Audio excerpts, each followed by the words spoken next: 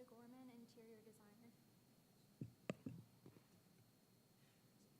Sue Oliva, historian. Will Hornaday, Albemarle Park, Local Historic District. Sarah Gross, archaeologist and anthropologist. Annie McDonald, architectural historian. Jenny Bowen, Buncombe County Special Collections. Cecil Holt, retired. Janice Ashley, legal advisor to the HRC. Alex Cole, I'm staff liaison to the HRC. Haley Mahoney, urban planner, planning and urban design. I'm just assisting today. We will now consider the meetings from the July 2024 meeting of the HRC. The minutes include findings of fact and conclusions of law. Are there any corrections? I'd like to make a motion to approve the July minutes and findings of facts and conclusions. Second. All in favor? Aye. Any opposed? Motion carries.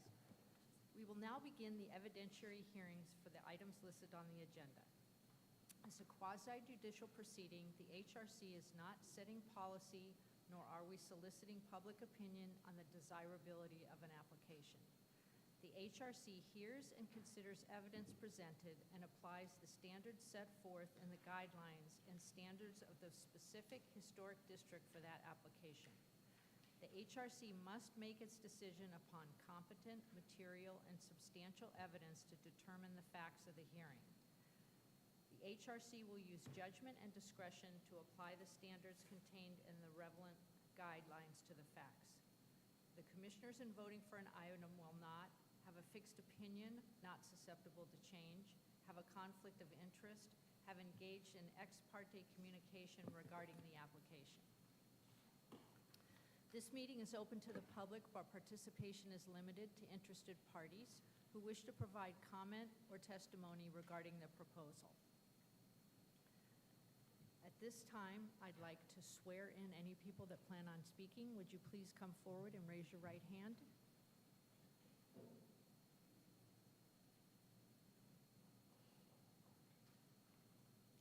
Do you solemnly swear or affirm that the information you present during the hearing for a certificate of appropriateness or preliminary subdivision approval before the Historic Resources Commission shall be the truth, the whole truth, and nothing but the truth? Thank you.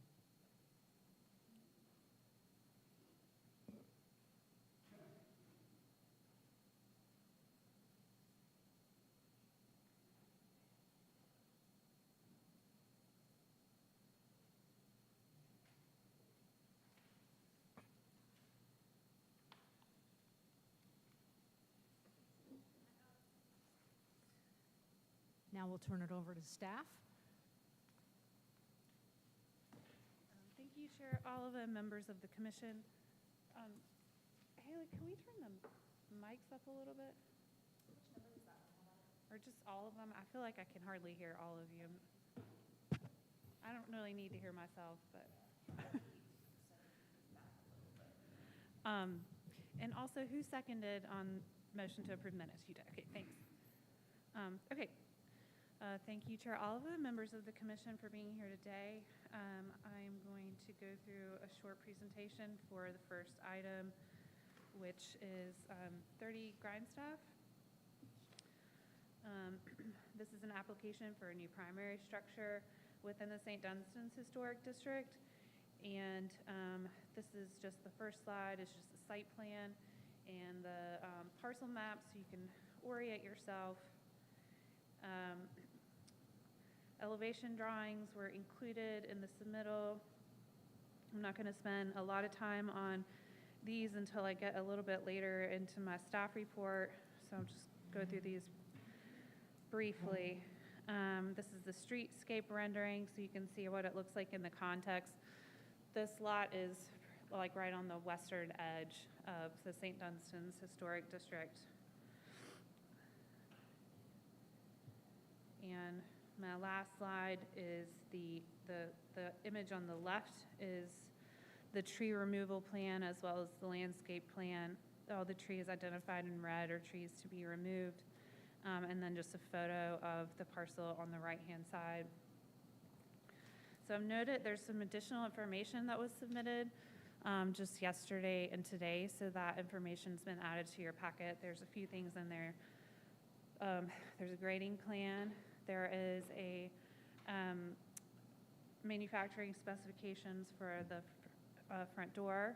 There is gravel images. There's a image of brick in there. And then there's some elevation drawings that call out the materials for the structure. And the reason why we requested that is because there's some discrepancies between the drawings and the new construction worksheet. So I just want to make sure that we were 100% clear that what was being shown on the drawings is actually what is being proposed. So I am noting one of the trees, there's a white oak. It's a little bit tough to tell whether it would even survive construction, but there's one on the front of the lot where it looks like they could potentially construct the driveway and leave the tree alone, but it still may not survive through construction. But I just noted that I think it's identified on the site plan as tree number 3. I didn't know this as a concern. I probably should have. Is that the bigger dot on the end of the driveway? Red dot? Yeah, it's a red dot. That's number 3. Is that the one that's arcing? Oh, no, it's the one that's like to the side of the driveway. It's not the one that's right in the middle of the driveway. So it's the one on the right, the top right. I'm sorry, you'll just have to wait for a second, then you can come up and introduce yourself and speak, sorry. Let me just, when I sit back down at my computer, I can look at it, like zoom in a little bit. I can't really see with my glasses and the mask on very well, so I'll confirm which tree I was intending to point out. So I should have noted this under like where my numbered list is, but I put in additional information requested for review. I asked for a revised landscape plan. The landscape plan needs to identify additional shrubs. The standards require foundation plantings, and that's typically all the way around the house, wherever they can be accommodated. I know there's the driveway on the one side, but I think there could be at least some space between the driveway and the house on that side to accommodate some shrubs. And then they're not showing any replacement trees on here. I did get an email from the applicant today about planting 2 new dogwood trees in the front yard. And if we'll just need a updated site plan showing any trees. And these standards are written very much the same as the Montford standards, which I know you guys are looking at all the time, in terms of typically when a tree is being removed, they're required to replace the tree. New construction obviously is a little different because you're putting a new building on the site, which makes less area for trees to be planted. So just up to you all to determine if you feel like 2 dogwood trees is sufficient to meet the landscape requirements, which say same or similar species when it can be accommodated. I also noted in the plans, I just want to call out 2 things. One, on the elevation drawing shows staggered shake. There's not anything in the standards that say you can't do staggered shake. However, that's not really the way shake looks on a historic house. It's the straight up, like the, well, my brain's not going to think of what it's called, but where all the bottoms of the shake align versus being the staggered.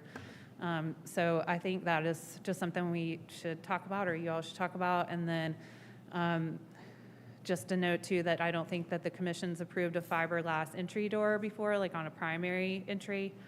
I'm not saying that that's an issue on new construction. I'm just noting that I don't think that's a material that's been approved for a door on a new front porch. So other than that, my list of things that we need is, we don't need the elevation drawings showing the materials because we have that, but the elevation drawings do not show, if you look at the streetscape rendering, they're showing cheek walls going alongside the stair, the front entry stair, and that's not reflected in the elevation drawing. So we need to have that reconciled.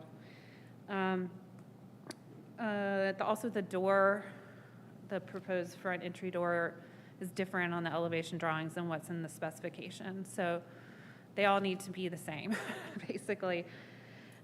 We don't yet have the basement entry door specifications. If that's just like a metal crawl space door, that's fine. We just need to know that. And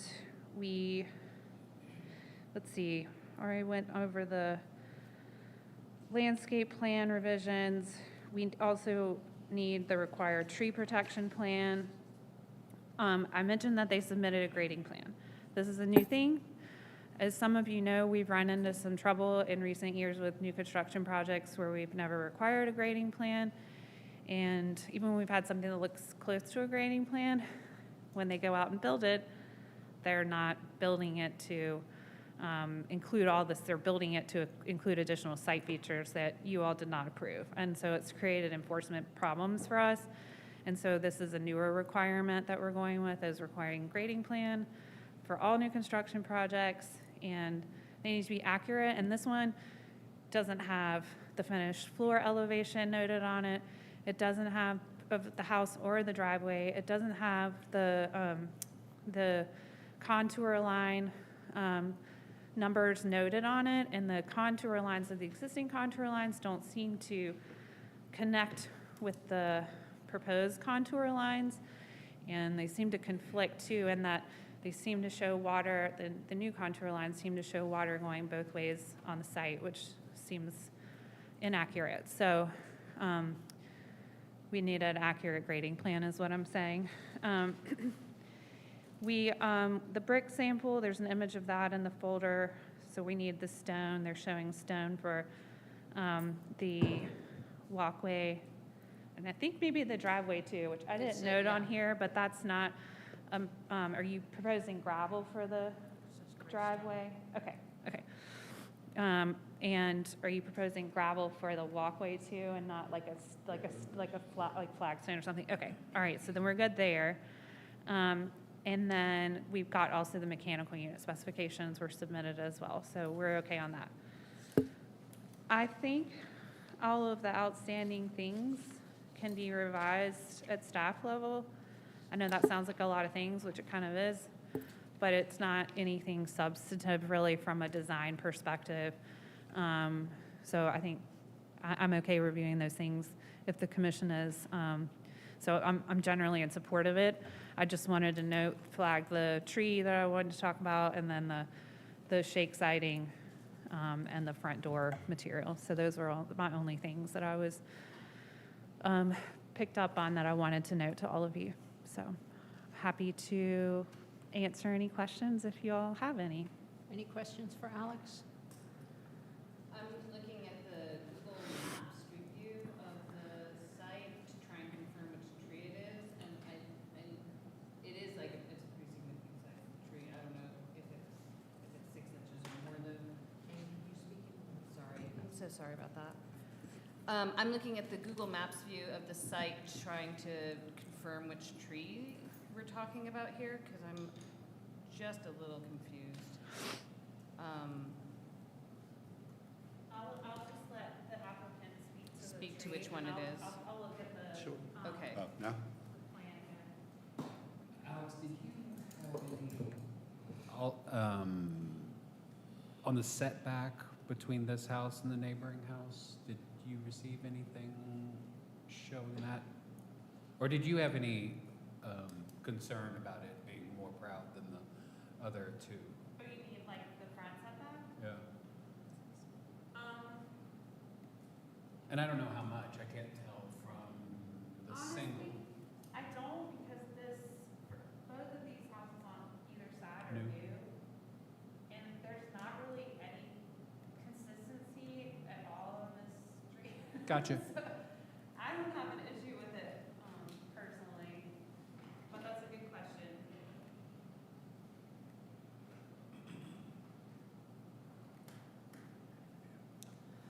Okay, applicant, introduce yourself. William Eilers. I own Salium LLC, which is the property owner. Do you want to address any of the, Well, I mean, since the tree thing is up there, there's the red dot, which is in the driveway, that will be taken out. That's the one that's bowing over. The bigger white oak is actually on the adjacent property. So if you look at the street view, there's actually the house on the left, there's a property between there. So I can't do anything with it, although I did chat with some folks because all the oaks in that area are falling, and there's a significant, about this big across the street that just fell into this lot. As far as the door, it went with a beach facade, but happy to adjust that to be a fully wooden door. It's more for the aesthetic of the solid wood door. The shakes, I have no issue with, whatever makes you all feel. Straight shakes. Yeah, that's fine. And as far as replanting in the front, I don't know. I just went with dogwoods because it does fit other parts of the neighborhood, which a lot of the other new builds that are on St. Dunstan's Road put dogwoods in. And to put one of these larger trees, I don't think it would be feasible in the front of the yard. And then I'll let Sean speak to some more technical points. hi, Sean Verbrugge, I'm his neighbor, and I'm also Peach Design and Build, so I'll be his builder. So the fiberglass front door, if you go back to the streetscape. no, You have control of it. Oh, cool. So the house you see on the left, the green and beige, that's my house. So I have fiberglass front door. It's very similar to Craftsman style. So that was approved. I have straight shakes, so I think it was just the architect's program drawing it like that. You know. okay. And the same thing with the door. We just told them to put a Craftsman style door in there, but we have the spec on the door. You guys probably have it in your packet. And then the shrubs between the house and the drive, there's really not room. These are like 53-foot lots. And if you look at, let's see, and the setback, just because to answer your question, it sits back the same as my house. So it's in line. But if you look at here, because we have this tightness over here, we're basically sitting on setback here and here. And then the setback and the grade doesn't allow this driveway to move over at all. So there's not room to put a thing with shrubs in there. The grading plan, I think it's pretty accurate. It shows where we will grade. And then the topo is on the grade. It's not labeled, but there's 3 lines, and I don't have that on this, but there's 3 lines that go across the grading plan, and they're 5-foot drops. So this is a pretty level lot for Asheville. There's not a ton of grading to be done on this. But there's definitely going to be a retaining wall or 2, and that needs to be shown. That's the whole reason why we're requiring a grading plan is because, like I've said, we've run into this issue before, and then we have to come and issue you a notice of violation because you're out of compliance with the approval. And so if the grading plan is not accurate in showing the site features that are going to need to be built because of the grading, then that's just going to cause a problem down the line where you potentially will have to come back to this commission Sure. after the fact approval, and that's not really ideal. Yeah. So this topo is the same as my house. I don't have any retaining wall. We had the grader there. He said you don't need a retaining wall. And since I own the house to the right of this, if we need to slope the grade, I'm happy to do it and just have an easement on my property. But it's fine. One of the stipulations of the design standards is not to alter the topography substantially. Right. So that's why we're trying to not do the retaining wall. Then that's fine, but I don't think that your grading plan is sufficient for Yeah, And I asked a person in my department who is a landscape architect to look at it with me, sure. and he said the exact same thing, and so Yeah. I'm not just trying to make your life difficult. No, I understand. But coming from our standpoint, you know, I sat down with my grader and he's like, no, we're good. Well, now that you know that what staff is asking for, that's something you can get her? Oh, Okay, sure. so Yeah, I mean, if you want that up, like, we can dial it in a little bit more. Great. You know, I don't want that to hold this up, but we have looked at it, I guess was the point. So I think that's, Cheek walls? oh, up front?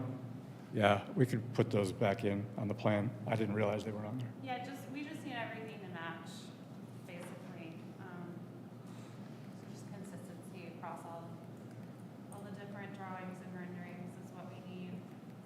Yep, I can add that into it. Okay, I think that's all I have. Any other questions? Any questions for the applicant?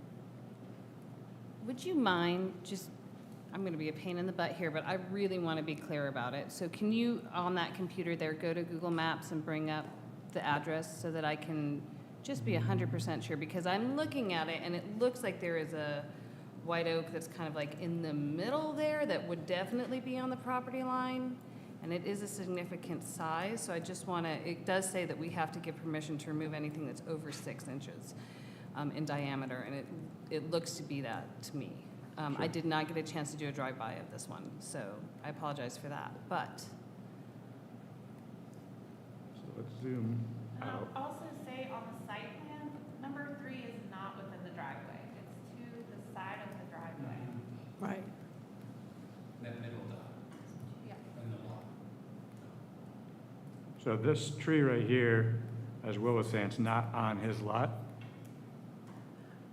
This is the one right here, that's number 3. And if you keep going up, it goes like that. So that's the one that I see that. you were talking about. Okay. So if you, can you click so that you go one way, that one stop way? that way? Yep, perfect, thank you. Sure. So that big one, This is the one, you can see it more in this direction. right, And his flag, you can't really see it on this drawing, but his flag is right about where my cursor is. So that's Okay. the left side of the lot. And then the other side of the lot is right on the other side of that tree, like right over there. And this tree's dead, essentially. yeah, I see that. It's so the one beyond, see where the stump is that's been cut there? This one? Mm-hmm, the one just beyond that, where there's the 2 there together? Oh, this, yeah. Yeah. Now, is that one safe? Yeah, and it's on the neighbor's lot.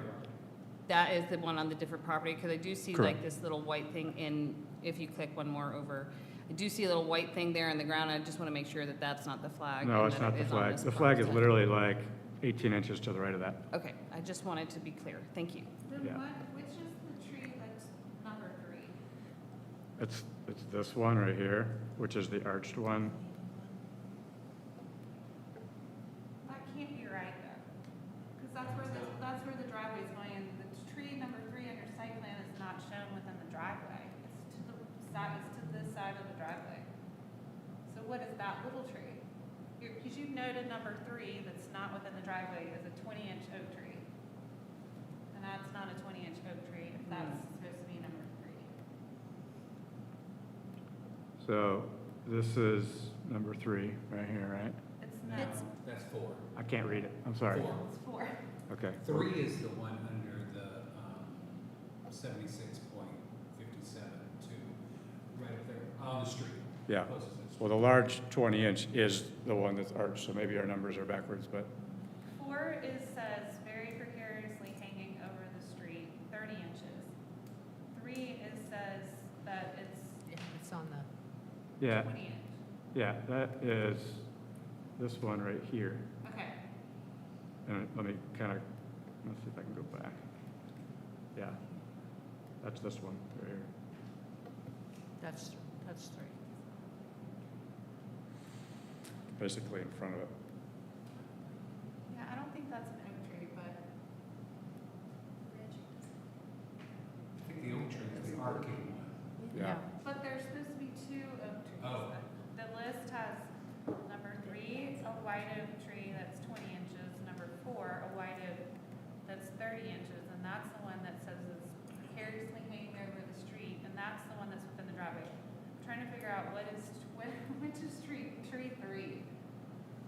just don't, I guess, to go back to what I was saying before, like I think this just needs to be corrected to be accurate. 'Cause it doesn't Sure. it seems like maybe That's there's- fine. But both of those trees would come out along with the little dead one next to it.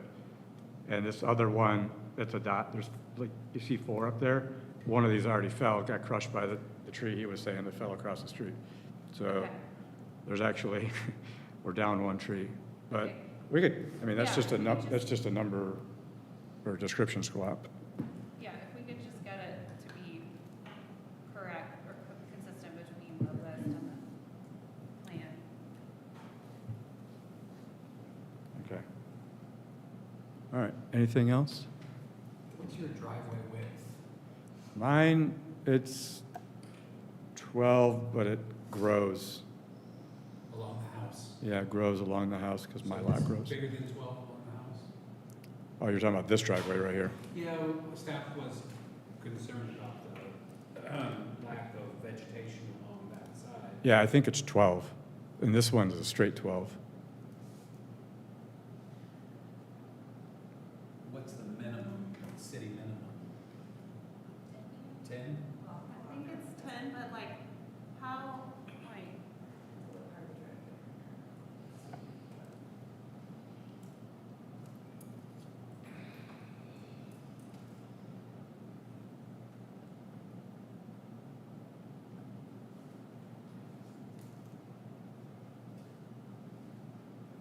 There is a buffer, if you look here. We'll be able to keep the buffer in between the house unless something different has to happen with the grading.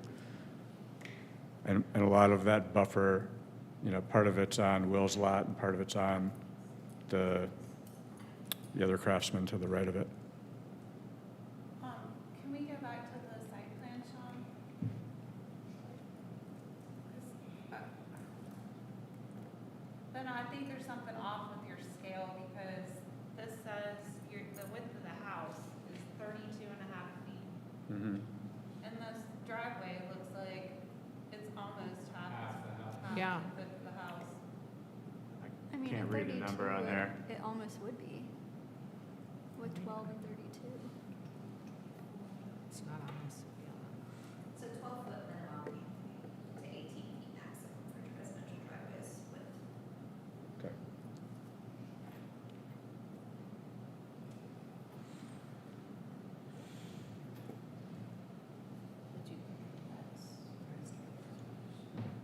I think most driveways we looked at are within 12 feet.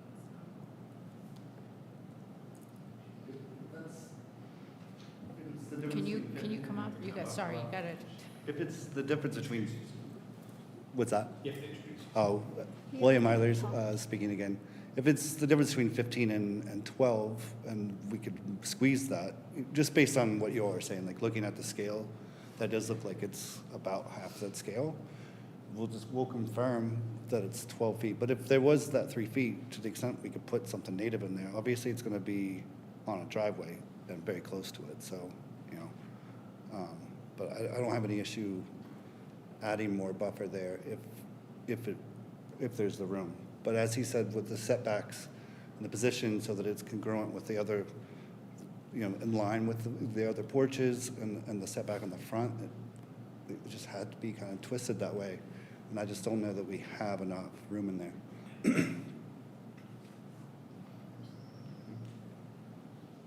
Sean Verbrugge. I misspoke. We did a double wide drive, and it's 20 feet on the plans. So if we want to make it, if you want It to say, has to be narrower than that to meet the city standard. I Yeah. think the max is 18 feet, and typically in historic districts, we're looking more like at 12 feet. yeah, That's not like a requirement, it's just Yeah. kind of more typical width of a historic Sure. driveway cut, but well, like, 18 would be completely doable. I know that my driveway, like my house is 12 and it's way too skinny. I wish we would have had a bigger driveway, just because you have to park in the back, you know? So it makes it real difficult. So if 18 is doable, or like you said, I don't think it's a 20, because it's, if you look on, I don't know what this is, the site plan, the 20 is from the plot all the way to the corner of the house, not, the entire driveway is not the 20 feet, though. is that what you see?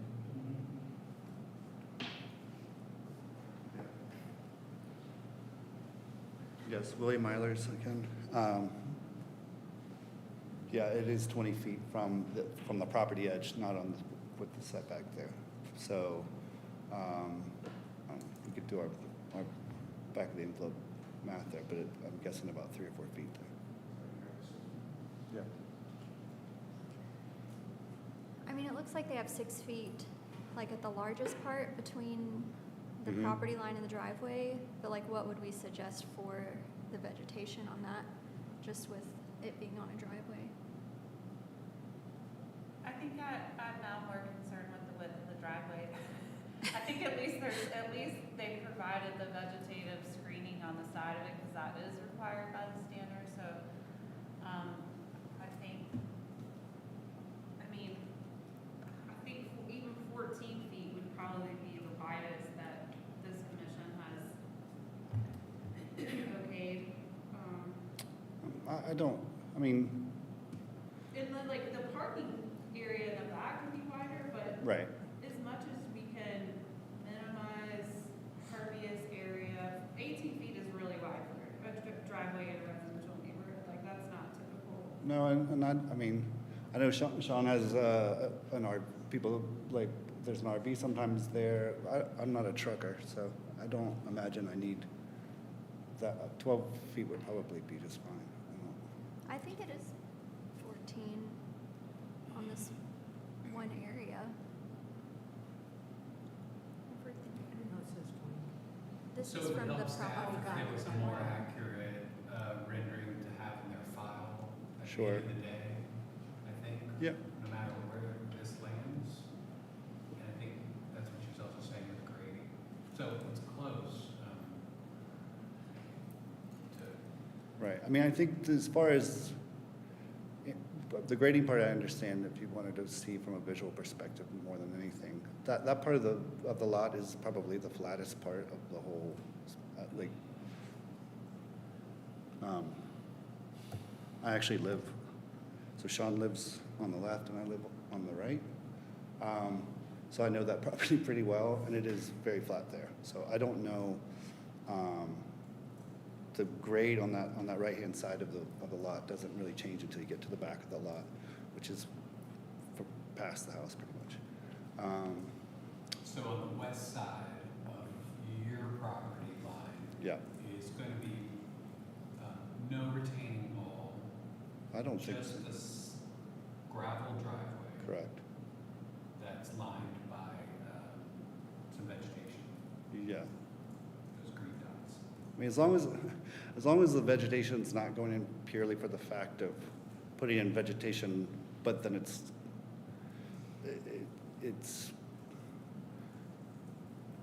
I don't want to look hokey.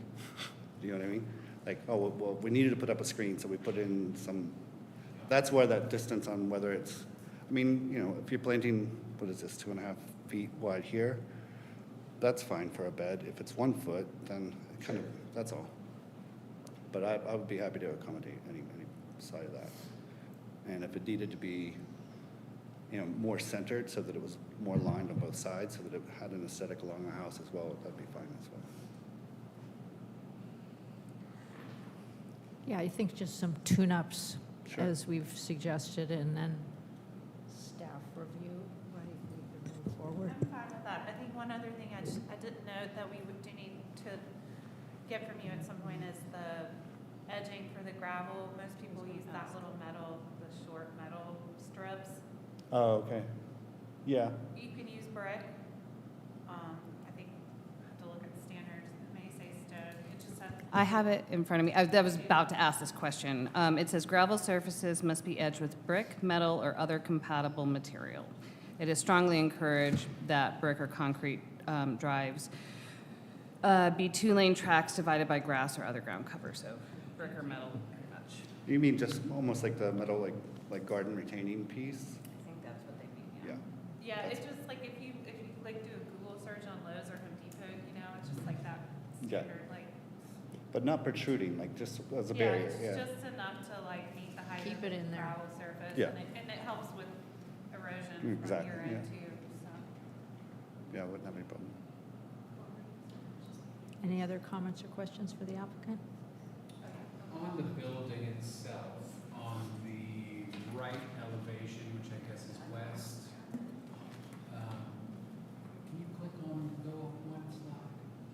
Which one? 1, 2, no, 3. Go up one slide. Sorry. There? That's it, you're right. Okay. So on that top right picture, the windows are different sizes. The one on the left is a different size. Is that just placed a little wrong, or are they different? They're all going to be the same size. On, Yeah, on it's which side? On the small. right side? Up second story, Second west story. side. So upper right corner. Those are all the same size, aren't they? It is small. Sean Verbrugge, that one, the smaller one's a bath. It's a bathroom, So it will be smaller slightly. correct, yeah.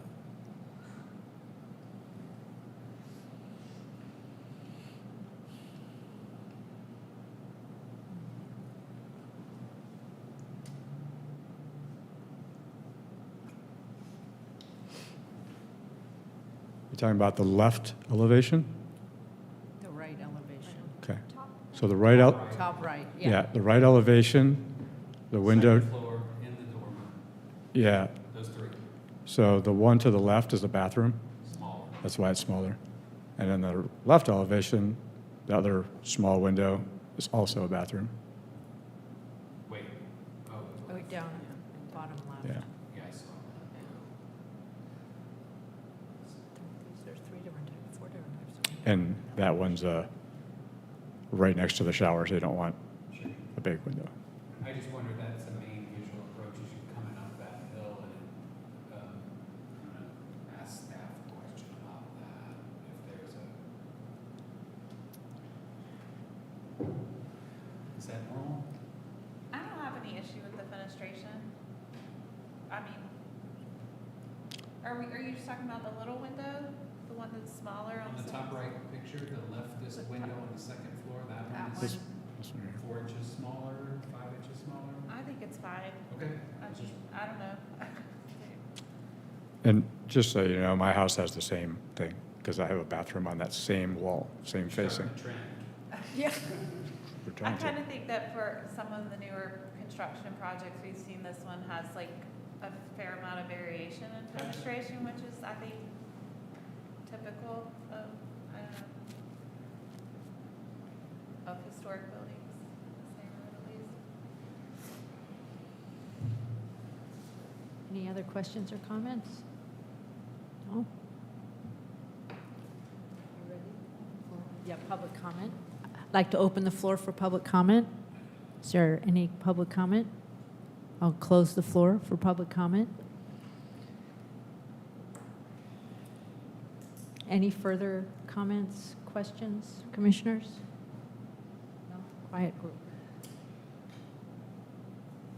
Ready for a motion? Well, no.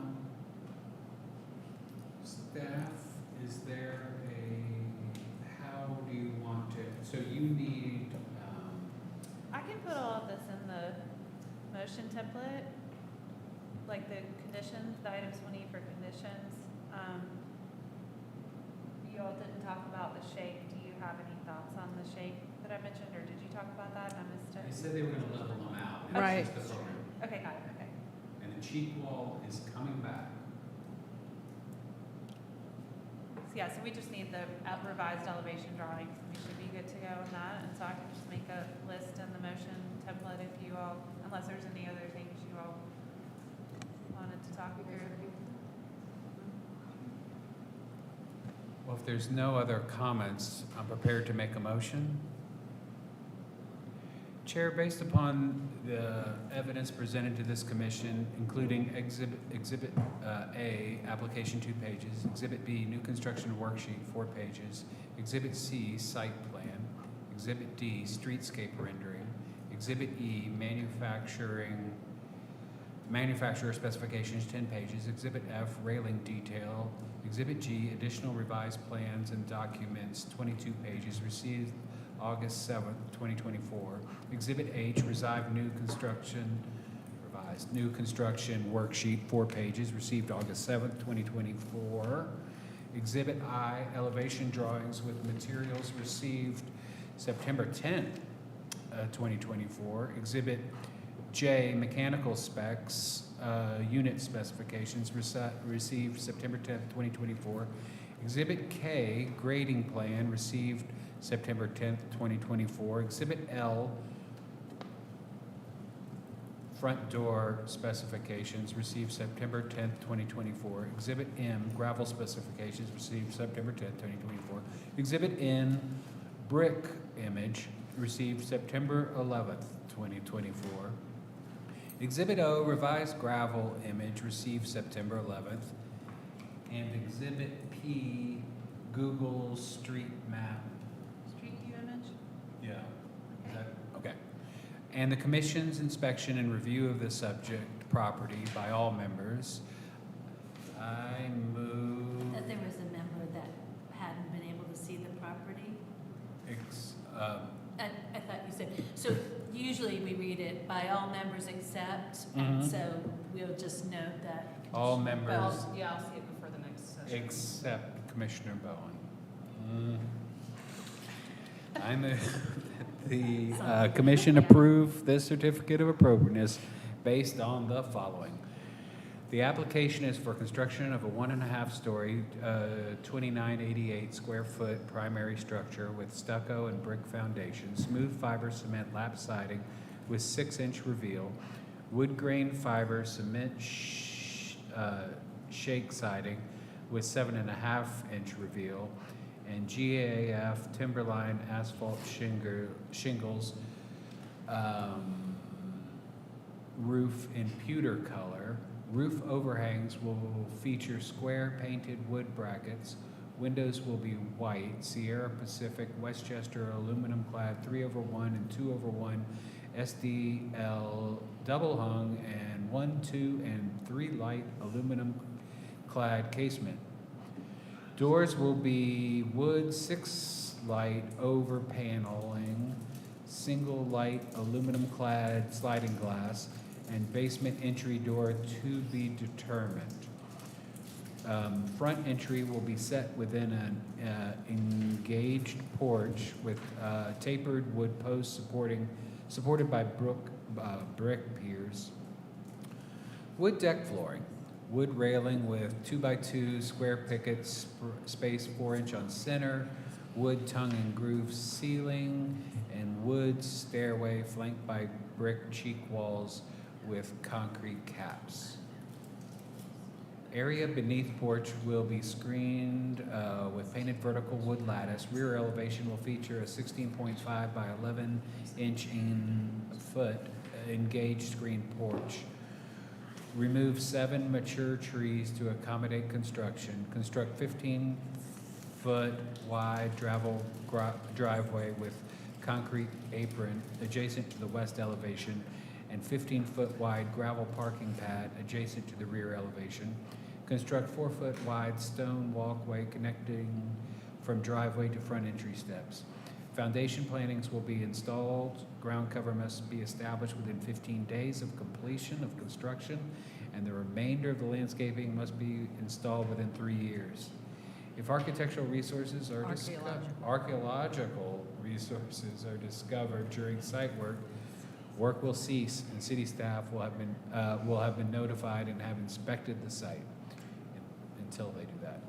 All work will be completed in accordance with approved and attached drawings and plans. All permits, variances, or approvals as required by law must be obtained before work may commence. Number 2, that the guidelines for new construction primary structures founded on page 84, 85, walkways, drives, and off-street parking on pages 44, 45, landscaping and trees on pages 34, 35, utilities and mechanical systems on pages 76 and 77, lighting and on pages 36, 37, and archaeology on pages 26, 27 in the St. Dunstan's Historic Design Review Standards, adopted September 12th, almost 12-year anniversary, were used to evaluate this request. The application does meet the design standards for the following reasons. A, new primary structure is cited so that it's similar with the historic pattern in terms of orientation, setback, retention of green space, and spacing between structures. B, new primary structure is designed so that overall character of the adjacent streetscape and building is maintained. C, grading will be minimized and significant site features, including trees greater than 6-inch DBH and known archaeological features will be protected from damage during or as a result of construction. D, new primary structure is designed to be compatible in height, roof form, scale, massing, footprint, materials, detail, fenestration, and proportion with surrounding buildings. E, new primary structure is designed to be compatible but differentiated from historic buildings in the district. F, details on the new structure is consistent with its overall scheme and design. I'm about a third of the way there. G, materials and finishes are compatible in composition, texture, pattern, detail, and color to historic materials found in the district. H, doors and windows are compatible in material, proportion, subdivision pattern, and detail with those of surrounding historic buildings. New walkway, driveway, and off-street parking are compatible with the site and district in terms of dimension, configuration, materials, and color texture. Protective fencing will be installed around critical root zones of existing mature trees. K, trees to be removed will be replaced with the same or similar species from the St. Dunstan's recommended list. Mechanical unit will be, L, mechanical unit will be located on the rear elevation and screened with plantings. Number 4, the actions and improvements proposed in this application before us for a certificate of appropriateness are congruous with the special historic character of this St. Dunstan's Historic District. Second. All in favor? Aye. Any opposed? Motion carries. Go ahead. Based upon the foregoing findings and for the reasons set forth therein, I move that a certificate of appropriateness be issued with the following conditions. 1, revised elevation drawings, site plan, grading plan, and landscape plan will be submitted for staff for review and approval. Tree protection plan, basement door specifications will be submitted for staff review and approval. Second. All in favor? Aye. Any opposed? Motion carries. Thank you. Thank you all. Thank you, Sorry guys. we missed last month. Yeah. It wasn't your fault. I'll follow up with you guys next year. Thank you.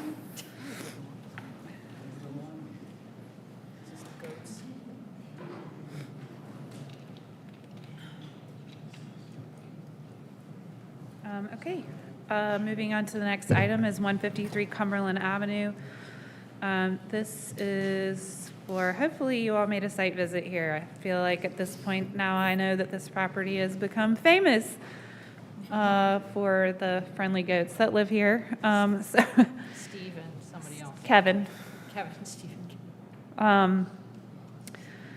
So unfortunately, this one, this item and the next item are both after the fact items, so is what it is at this point. So the applicant put together a kind of a nice storytelling application for you all, and then I did my rude thing and broke it all apart. So obviously we can't go through every single document that each applicant submits, so I'm just gonna go briefly through the things I included in my slides. So my usual site map, and this is a picture of the front elevation. You can see a portion of the fencing in the picture on the right-hand side. This house is on the corner of Cumberland Avenue and Magnolia Avenue, so it's technically got 2 front yards as far as fencing standards are concerned.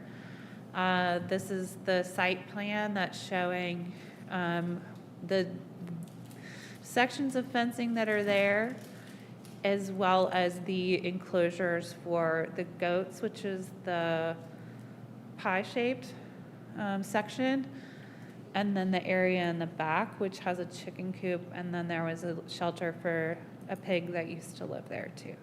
So there's some little landscape buildings within those fenced areas. It's hard to see from Google Street View, but Sean, the property owner, and I met, and he relayed that this was mostly replacing fencing, or all replacing fencing along the property line that had more kind of been overwhelmed by the landscape. It's hard to tell from street view if there was fence there, so I'm just going on what the applicant said. So the tricky part is, of course, fences are always the thing, but I think that, post and wire fencing has been allowed in Montford, and it's the fencing type that's been allowed the most over time, because the wire tends to recede within the landscape and doesn't really present as like an architectural detail like a wood or metal picket fence sometimes does. They've added some landscaping in front of between the fencing and the street and some parts of it, so to help soften it. The tricky thing that I mentioned to Sean is that the standards for wood and wire fencing, I think I included some goat pictures to brighten everybody's day. There's just a couple more. Is that, and there's not too much of it. You can kind of see some, let's see, in that picture, the top picture, and then this one too. What are we looking for? The standards are written to not allow bracing or top rails. And I think, if I understand Sean correctly, the bracing is in part to help contain the goats. And so it's a little bit of a different use, obviously, than what we're used to seeing with fencing. And so I just told him, talk to you about that. And if you read through the documents he submitted, he talks a lot about the Drovers Road, and that, this was rural landscape back in the day where there were farms. And so I do not have any issue with the goats. I think the landscape features are, they're just Kevin and Steve. Sorry. It's a penalty if you don't get their names right. I'm not necessarily noting any other concerns except for the cross and horizontal wood bracing. That's just what the standards disallow. And so when something that we got to work through today, but I don't really, I'm not going to make a thing about fences anymore. I think that's just, I think the standards say fences are discouraged. It doesn't really give us a whole lot to go on other than that. And I don't have a way to say it's discouraged and we shouldn't allow it here, we should allow it here. All I can tell you is that in the past, the commission has said there are some smaller streets like Magnolia Avenue and Short Street where the yards are pretty small, and they did have more fences that were present, and the commission struggled with fences on more prominent properties that have big open landscapes. So I feel like I am probably best in my staff capacity to take a pretty neutral stance, because I don't feel one way or another about this particular fencing. It at least is serving a purpose versus just being a barrier within the landscape. So, sorry, I know that's probably not helpful for me to give that feedback, but I think too, as we are considering the amendments to the design standards, I feel particularly like it feels like an open-ended question in terms of where we're going with fences in this historic district. And you all obviously just allowed another fence on Chestnut Street, and so I don't know why this would be somehow different. So those are my thoughts, and I'm happy to answer questions. Any questions for Alex? I have not personally met the goats, though, so I can't answer any questions about their We can ask their temperament. parents. Yeah. We can ask their parents. So I didn't see a lot of cross on from the street. Yeah. You can just see, it's really just the bracing that you can see some up on the top image. Yeah. Just the diagonal parts that are really just helping the fence stay vertical.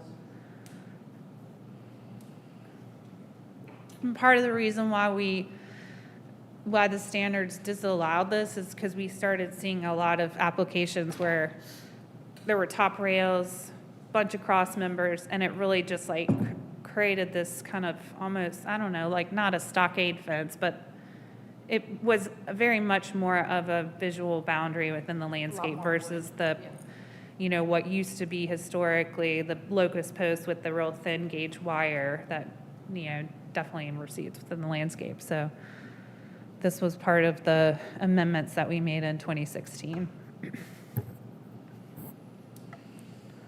Do you see where I'm talking about? Yeah. Okay. So around the corner, is when I was going by, there's another house towards that church that's getting rebuilt that has both top 2x4s and braces. But yeah, that. This needs is to be- later. Yeah. I think that without the top rail, it's less crazy to me than some of what we were seeing before. With the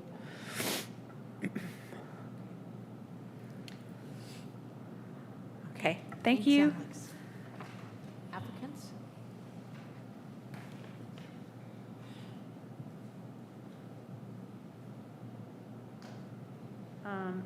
Sean, we've got your whole thing all in one document still. If you want to pull that up digitally. Okay. Or I'll just let you drive. So your presentation's on this tab. And then here's my presentation with just the few things I included. So you can drive as you see fit, and if you need to show anything on the old school projector way, just let me know. And I'll Sounds good. come up and help you. Y'all ready for me? Yeah, come on. Hello, I'm Sean Perry from 153 Cumberland Avenue. And we're here to talk about Kevin and Steve, or our fence, rather. Did y'all get a chance to read through this presentation I put together? Because I've worked some late nights on this. Nice So to speak about the, I believe, I could be mistaken, but I believe the guidelines speak to top rails and horizontal rails, but I don't recall seeing language about diagonals in there. These are limited, as you, sir, pointed out. We have them on the corners, our diagonals, and we have them in a couple of other locations where I felt like a post didn't get well seated into the ground. But we did try to make it nice and open. So, yeah, any questions, or let me tell you more about my presentation, because it was pretty cool. The whole Rankin House in Montford was farmland. Yes, you and did. the It's very Drovers thorough. Road was 1,000 feet away and all that good stuff. Any questions or comments?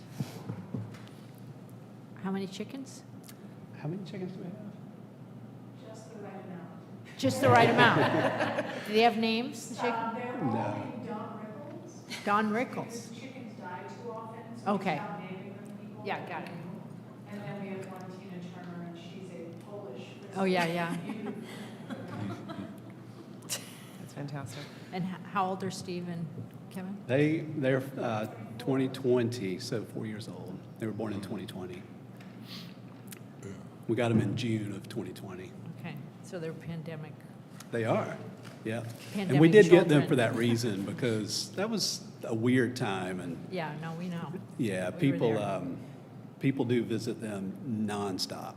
And that's what people sometimes, oh, I'm sorry. And I'm like, no, that's literally why they're here, to bring joy to the neighborhood. I'm sorry, Madam Chair, I do have one question. Have Kevin or Steve, ever escaped? No. You've never had to chase a goat down the street? Okay, good. The pig would escape more often than the goats. Okay. Yeah, occasionally she would nudge her way out. She was rather blind by the end of her life, and she would walk down the road, but she's not here anymore. And the reason Sidewalk. I'm specifically asking that has to do with structural stability and the need for structural stability for the fence. I mean, I'm asking for a material reason. Yeah, when I built the fence, my grandfather, I mentioned to Alex, was a dairy farmer in northeast Tennessee. And that's just what you do to fences to make them strong and true, to keep animals in. The one thing they do is they lean up against them, and you can see how the fence is bowed out where they do that to greet the visitors, and there's their fur up against that. So I actually need to go back through and add You have to fencing check your standards. fence line every day. Yeah, That's right. Am I allowed to speak from here? Do I have to? you have to come up. You have to say. Chris Rhodes, mom. So one of the reasons why we did a fair amount of research before we got the goats, because we wanted to make sure that we knew how much square footage we needed and how high the fence needed to be, because a Nigerian dwarf goat can't really jump very high, unlike other goats that are taller and larger. So there's never been an issue. We also made sure that their structure was far enough away from the perimeter couldn't of get the up, goat, yeah. the fence, so they couldn't actually jump over. But I have been known to walk them, not keep them free. Is that on a leash or they? Yeah, yeah, they eat the kudzu. Oh, They that's, like it. that's, well, we need more of them then. They ate a bunch of the kudzu in Hummingbird Park, kind of helping the neighborhood. Doing their part. Yeah. I had a couple of questions. It's Cumberland and Magnolia? Yes. That corner. How does, I don't know if all, but I've seen one on the roof of the house. Yes. How did it get up there? We have, you can see in that image, sort of a bridge. It's on the other side. It's here facing the road. Might be able to. I was just wondering how. Yeah, there's- I've driven by and seen one, you know, Yeah, there's kind of a Standing little, on the roof. on the roof there. They love to climb. yeah, 2x6, they walk up there. And then they walk up So to, they can't jump over right, they jump down, but not up. there. Wow, Impressive. that's all. That's it? Any other comments? Thank you for your stories. You're welcome. Thank you. Open the floor for public comment. Close the floor for public comment. Ready? Madam Chair, I would just like to point out, I didn't bring this up because it wasn't really a question or comment for the applicant, but I think it's worth noting that the design standards refer to chain link fences as not historic. You know, they're not historically appropriate. And yet it does provide standards whereby they may be approved. You know, so long as it is painted black or dark green to blend in with the surroundings so that it essentially disappears against the backdrop. And I think this is a good example, as we heard at the camp training we had here, gosh, a year or more ago, that with rare exception, outright prohibitions are generally discouraged in creating design standards, because you never know when circumstances might arise that warrant approval. And when you are hamstrung by your design standards, that, you know, you're not really doing the program or the applicant a favor. And I can see where this is one of those exceptions, where prohibitions against cross and horizontal members might have been perceived to serve an important purpose or respond to an issue at the time, but had the unintended consequence of, you know, presenting a problem for people who, you know, are reasonably presenting it as, you know, in an application. And so I just think, for the record, and you know, for people who might be watching, this is, if we approve this, it's not being inconsistent with either past decisions or necessarily violating our own design standards. I think that we are, in this case, allowed to consider the facts and can make a decision that might not be absolutely with the letter of the standards. I think you have leeway to do that anytime. Okay. I mean, I think it's exactly why the standards are mostly written to not be hyper-prescriptive. Yeah. And you just state that in your findings. Yeah. I mean, it is very clear that cross and horizontal members are not appropriate except when a gate is proposed. And you could say it is appropriate in this case because of the purpose of the fencing. Okay. I mean, I think that's okay. Okay. Because I think if this were coming to you and that there wasn't a reason for the, you know what I mean? I like a extenuating reason. I Yeah. mean, I honestly feel Another fact, a relevant Yeah, fact of the yeah, case. exactly. Right. Okay. Any other comments? I'm willing to make a motion. Chair, based upon the evidence presented to this commission, including Exhibit A, application 3 pages, Exhibit B, site plan, Exhibit C, photographs, 12 pages, Exhibit D, presentation, 32 pages, Very nicely done. And the commission's actual inspection and review of the subject property by all members, I move that this commission approve the certificate of appropriateness based on the following. One, that the application is for an after-the-fact approval to replace and install 128 and a half feet section of a 3 by 3 foot 10 inch tall wood post and wire fencing along the northern property boundary. Install multiple sections of same fencing within the north side and rear yards to enclose. It says animal, but should we say the names? Steve and Kevin. Steve and Kevin. And a lot of To enclose Steve and Kevin areas and to install 3 wooden Steve and Kevin shelters within fenced areas. All permits, variances, or approvals as required by law must be obtained before work may commence. 2, that the guidelines, the standards for fences and walls found on 3637 and landscaping and trees on page 4041, adopted April 14, 2010, and amended December 11, 2019, were used to evaluate this request. The application does meet the design standards for the following reasons. The fence is less than 4 feet high and is similar in design to other fences found in the district.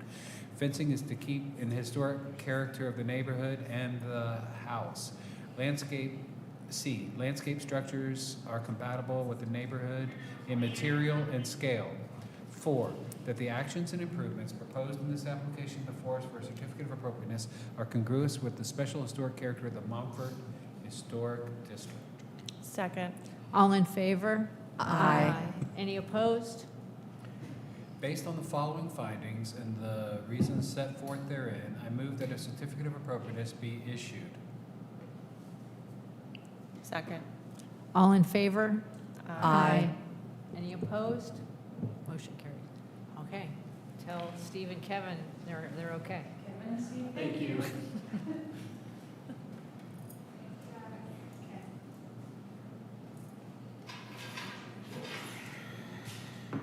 you all. All right, last public hearing item, 8 Birch Street. I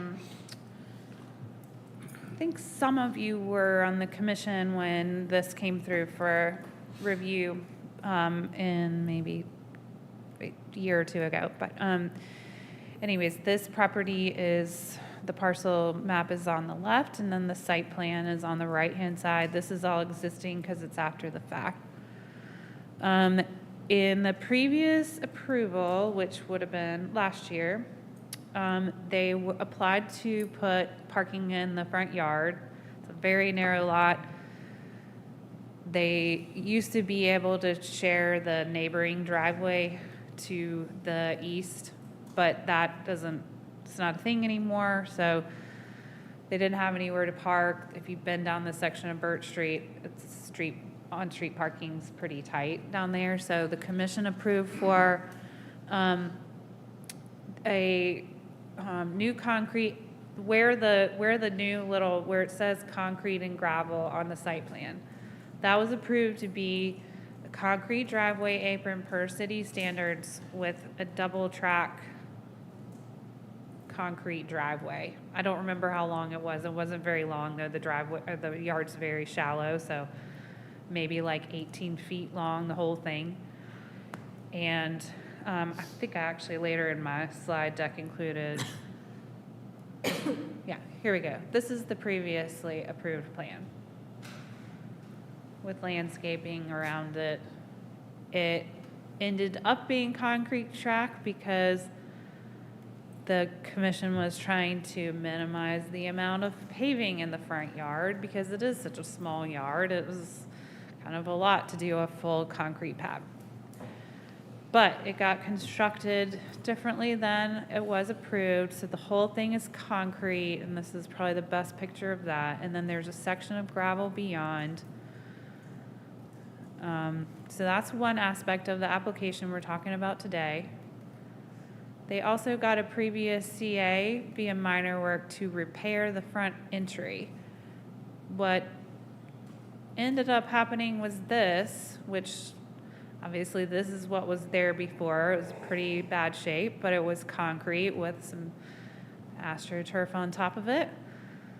Then it was reconstructed with some brick tile, and it's got these little side wings on the side of the landing now too. So it's different material than what was there. So that's another thing that we need to talk through.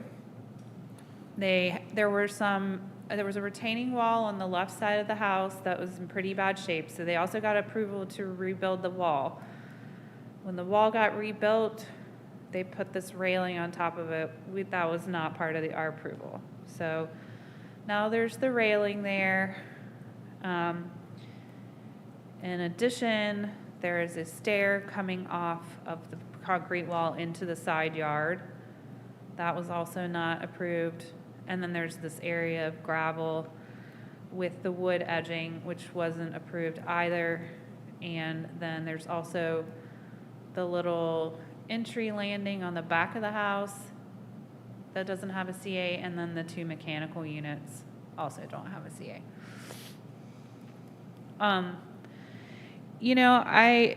Of course I had concerns about the amount of paving in the front yard. It's a lot.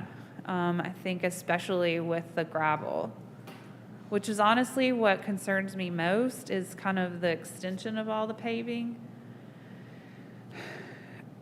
Driving by there today, I will say that it doesn't jump out as much as it does in these pictures. It looks I don't know if it was the time of day, because I was there early in the morning and so the light wasn't super bright, but it didn't feel as overwhelming to the sight as it looks in the photos, but it still is a lot of paving for a very small yard. I'm not saying I have any issue with them having parking. The standards say, I forget exactly how it's worded, but it's basically like parking shall not be allowed in a front yard unless the topography doesn't allow for parking in a side or rear yard, or there's no access to the side or rear yard, and both of those apply here. Like there's no way to get to the backyard. So I don't have any issue with it. It's kind of a matter of the amount of paving overall. I think it's basically half the front yard. I don't necessarily have, I think the standards for porches, entrances, and balconies talk about when you're repairing in kind. So that's the challenge with the front entry landing. I don't know, because of how bad of shape it is, I guess you could make the case that there's AstroTurf there. Nobody knows what's under there. I would assume that it was probably concrete, but we don't know that. So the railing, I've never seen a wood stair like this in a yard. I applied the standards for walkways to this, which do not indicate that wood is an appropriate material. I would think concrete would be the most appropriate material to come off of a concrete wall. I've never seen anybody do this before with a wood stair in the yard. The railing, we have seen this. This did come up with a new construction project on Houston Street several years ago. If you remember, also with parking that was on a very tight lot, and they had to have a railing because of the height of the wall, and that's the same case here. I think in that case, the commission batted around the idea of like metal fencing, metal railing, to if that would maybe make it appear less visible within the landscape. But I think where you all landed was that the painted wood railing was the more appropriate treatment because it was consistent with other railings and fences in the district. I don't really have any issue with the gravel area, but wood edging is not something that's common in the district. Usually it is. stone or just that simple metal railing or metal edging we were talking about before. I don't think I've seen any applications for this in my time with the commission, so I can't really tell you anything about what the commission said about this in the past. And I obviously have no issue with the little landing on the back of the house. It's very nondescript, but I think it does need to be painted. And I think he has planned to paint the railing that's on top of the wall as well. I just told him not to do anything until he came here first. Don't do anything additional so that we can get feedback from you all. And then the only thing with the mechanical units is that they just need a little bit of screening, and that will be fine. So those are the parts to this application that you all need to talk through today. Yeah, I think that was everything. You got any questions for me? There were no steps to the backyard in the approved? The wall was in such bad shape, it had basically like fallen down, so if there were steps there, you couldn't really see them. But when we approved something, there was no access to the No. back that way? No. It was going around the other way? Yeah, and the wall that was there before wasn't as tall as this wall. I think they, obviously when you repair a retaining wall, you're probably gonna end up with, in this case, a bigger wall because they had to excavate it to make the wall work at the corner. Did this come to us as a result of enforcement action? And, pardon me for asking this, but how did it end up getting this far along under construction before there was, and was it simply called in by like a neighbor? No, I actually saw it. I got an email about, it was under contract to be sold, and I got an email from someone about it, and happened to see the listing photos myself. So I can't unsee, unfortunately. And this is not, unfortunately, it's not that uncommon for people to just do work that has, because they didn't need any, they got a driveway permit when they got the initial approval for the track driveway. Yeah. I don't think they were required to get any approval for the wall besides the CA because it didn't require engineered plans. Yeah. I don't know whether the railing and the little landing, if those would have required anything from building safety. It seems like the landing probably would have, but I have no way, unless I'm like out physically and see something, then I might not have even known about it until thankfully we found out about it before the property was sold, because we have had that come up before, where a property was transferred and then the new owner inherited the enforcement case. So not great for the property owner now, but I think at least we don't have to deal with that. But it's a long way of answering your question. It just happens sometimes, unfortunately, where people do even bigger projects, honestly, than this, where we don't see. Like that retaining wall that was on Santee Street with the Verde block, that's a great example of how did this not come across our desk? And it's something that I'm hoping we're in the process of implementing a new permitting system. And I'm hopeful that this isn't the case with this, but what's another issue I've seen is through the inspections process. An inspector will say, oh, you got to do this. And then they don't say, oh, they don't know to call me. Yeah. And so then we end up with enforcement stuff that way too, unfortunately, which is obviously very crummy because there's a disconnect between two different departments in the city. So our new permitting system is supposed to be rolled out by the end of the year, so I'm hoping that will help with that too, but that's not really relevant to this project, so. Thank you. Mm-hmm. Any other questions or comments for Alex?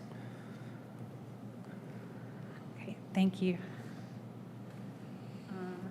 Jason, if you want to come on up. You're welcome to use my slides, of course, and then we've got all your stuff here. We have to label it our own way, so if you need me to help locate anything, just let me know. Thank you. Mm-hmm. like Alex said, we were about to close when I found out about this, but I think I'm Jason Daniele, by the way.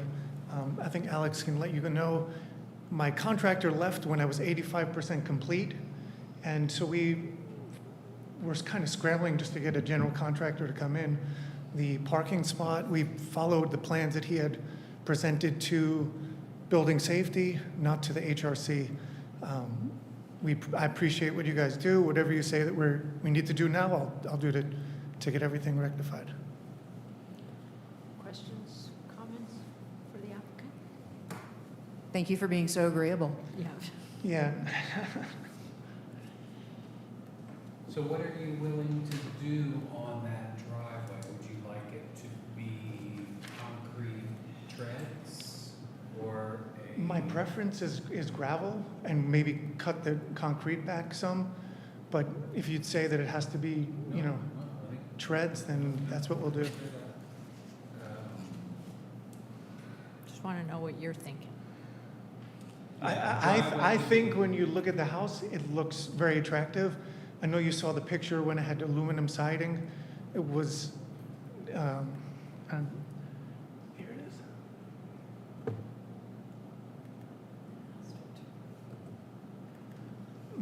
It's the top left. I think we did real justice to the house.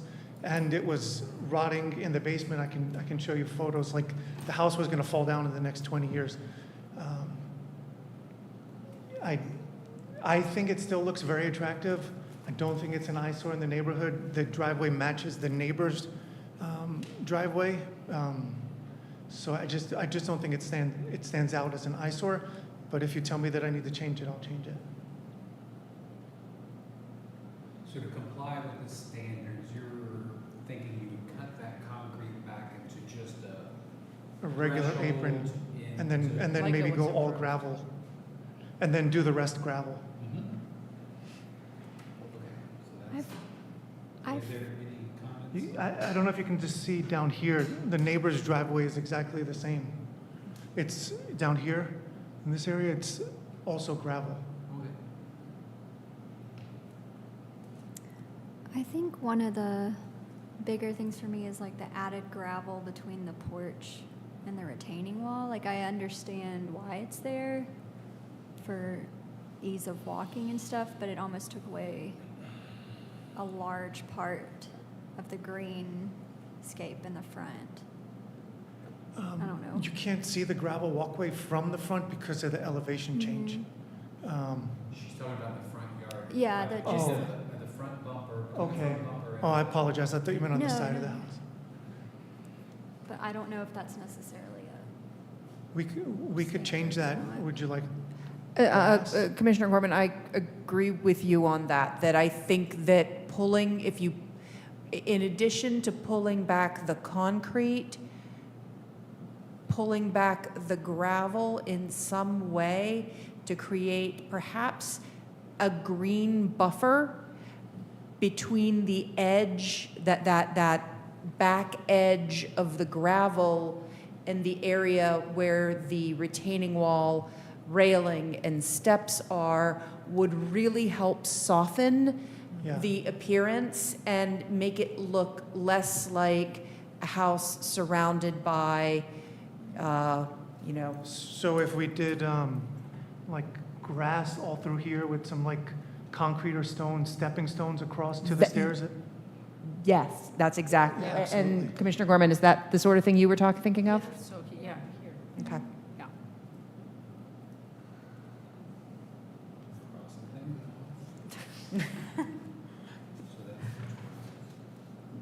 Okay, so that gives the green.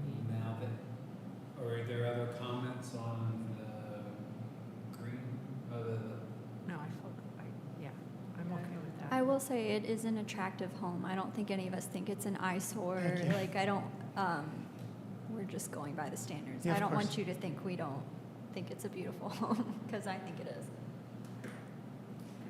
I concur. We just want you to get up to speed with the guidelines, so we're doing our job.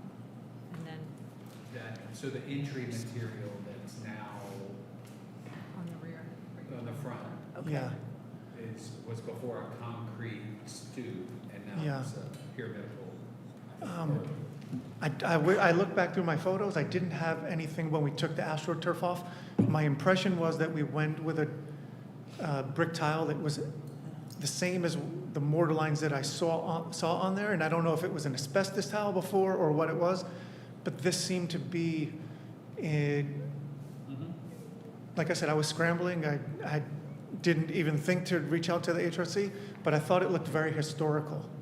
You know, and I thought the color accentuated the home, but if we have to rip it off, I can always stucco it or something to meet the requirement.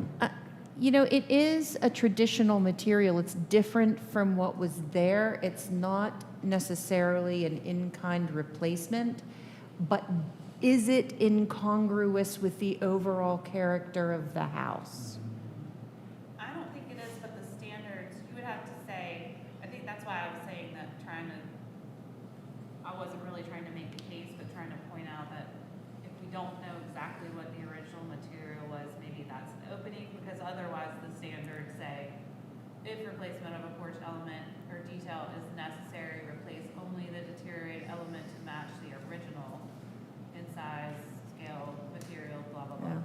So, I mean, we could say we don't know what the original was, and this material is historically appropriate, given its location and composition. On Exhibit G, a copy of Exhibit F on the north photo, if you look to the right of the porch stoop, I mean, it does look like there could have been some sort of brick colored item. You're on G. G, then F.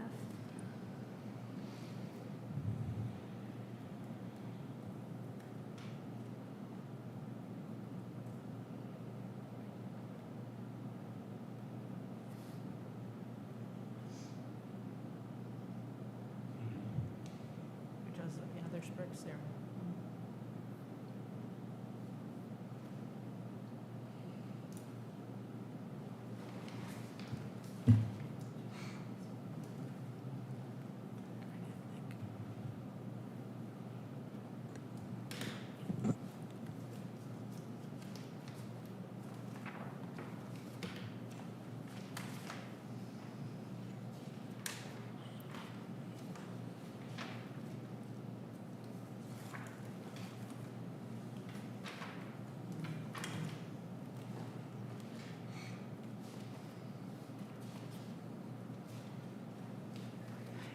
And the house has a brick foundation, or at least a partially brick foundation, and, you know, it might not be exactly the same dimensions, but it is at least consistent with the color of the original foundation material. So that makes another argument for consistency with the character of the building.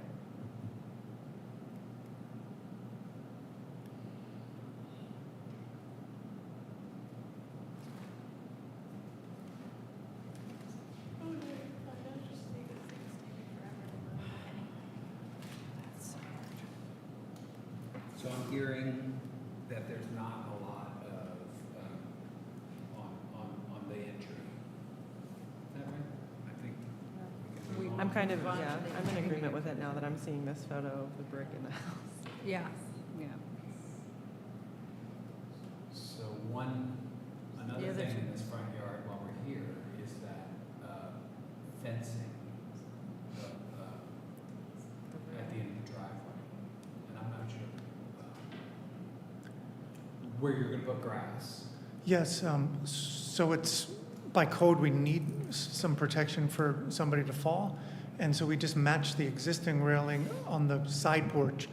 That's what we tried to do when we made that decision. We just, the side porch that is coming off the left side of the house, we just match the exact spacing, et cetera, and the plan is to use a solid stain that looks like paint in the trim color, white, off-white, and that way when you're looking from the street, the railing is only blocking the side porch railing, so it's, you know, they're just mirroring each other, one in front of the other.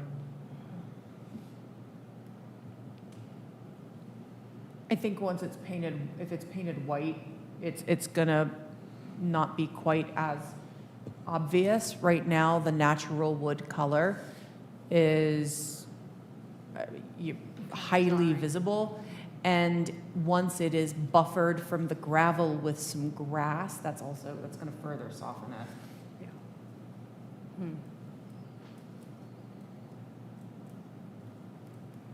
there has to be something there, so Yeah. I think, if it's painted and there's maybe some vegetation in front of it, it really Yeah, that will make a big presents difference. like kind of this weird. And so that'll also paint this, this material of the steps was gonna rot. And so staff is suggesting a concrete solution there. Would that still have a metal? If that's important to the board, of course, we'll do it. I remember there being precast concrete steps that had fallen over, that we broke up and got rid of. Sure. But I don't think those were original to the house. But if concrete is important, we can do that. We could also do brick, whatever. It's not something you see from the street, but whatever you decide, I'll abide with. I mean, I've said a lot, and I can shut up because I'd be interested to hear what other commissioners have to say. If it's, everybody's tired of hearing me say this, if it's not clearly visible, now, it might be a little visible from an angle looking, from Birch Street, but it's not like that obvious, and I think they're just gonna blend into the background. They drop down from the retaining wall, so they're not gonna be that visible. I don't think that wood steps are necessarily problematic or while we might not see a lot of them in Montford, I don't think they have a material impact on the character of the district. What would you categorize them as, though? I mean, from a standards standpoint. I guess is there a standard that's specifically talking about this type of? I use the standards for walkways, but I think you have to apply a landscape standard to make what you're saying work. I mean, they're steps, it's a building element.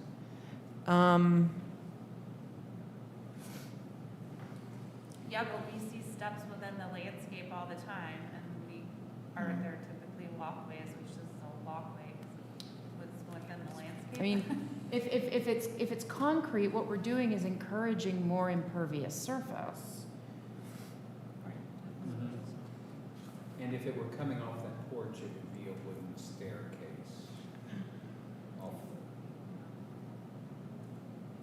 Off the porch that it's blending into, right there. Yeah.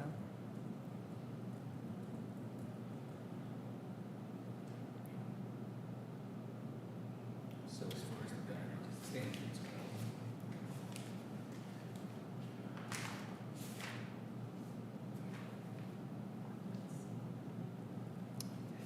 I guess would this be considered a life safety modification or no? Because technically there was.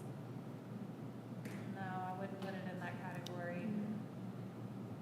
A life safety modification typically is to a building. I mean, I think you could call it a landscape feature if you want to. I mean, that would be the only thing that would apply, in my opinion. There's like a landscape structure standard, I think.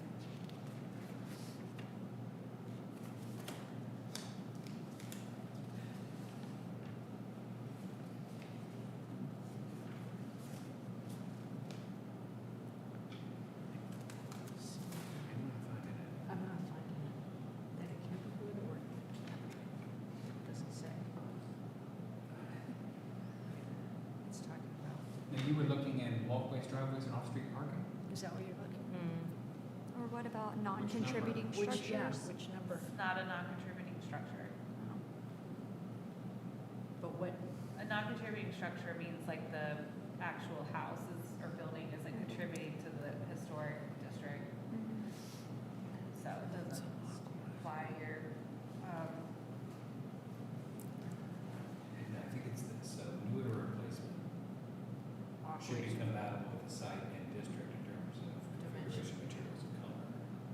walkways? It Yeah. talks about the materials That's for two. walkways.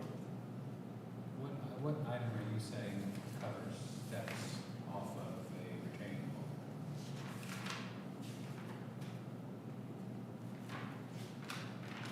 I'm on page. On page 51, walkways may be brick, exposed or embedded aggregate, stone, or hand-tooled and edged tinted concrete. I'm saying if you are going to want it to be something else. I just think that the site conditions and the specific facts of this case merit considering other materials. If you guys want to call it something other than a walkway, then you can do that. I don't agree with that at all, so I'm not supportive of that, but you can look at page 41. New landscape structure should be compatible with historic neighborhood and material and scale. I think you have to call it something like that. Otherwise, I don't think it would fall under any other category under the standards, and you have to apply a standard or standards to it. Yeah. I mean, now this is going to sound ridiculous, and there probably aren't any in Montford, but if someone wanted to construct like a little bridge over a, little stream just to get, I mean, I think that it's still a walkway. okay. I'm a not bridge sa- is typically going to be wood, though. A walkway within a landscape is not typically made of Yeah. wood. I just am gonna disagree. You Yeah. guys, if you wanna find a way to approve it, that's up to you. I'm not gonna debate it. Yeah. I just don't agree that it's not a walkway. I think the only thing holding me back, especially on the stairs, is the fact that you mentioned you did see concrete. There were originally concrete stairs there.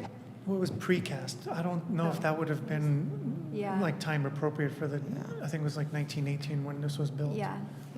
Yeah. And although like I don't necessarily mind the wood, and it kind of comes back to the whole thing about, even windows being on a side that we don't see, like we have to make sure that we're doing the same throughout, no matter whether they're seen or not. Yeah, it's the guidelines issue. The other funky way, I feel like I wish that your contractor had reached out to us, because typically, like I think the way that there was usually a set of steps like this that's like part of the concrete wall is like set within the excavated area versus kind of being this weird offshoot thing.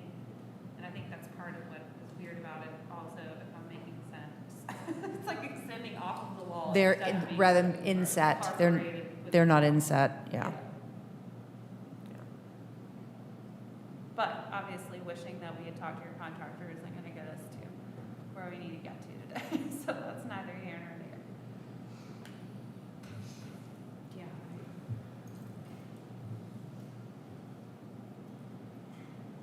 Yeah, I wish you could reuse the concrete that you're taking up as an urbanite step thing, but I'm just.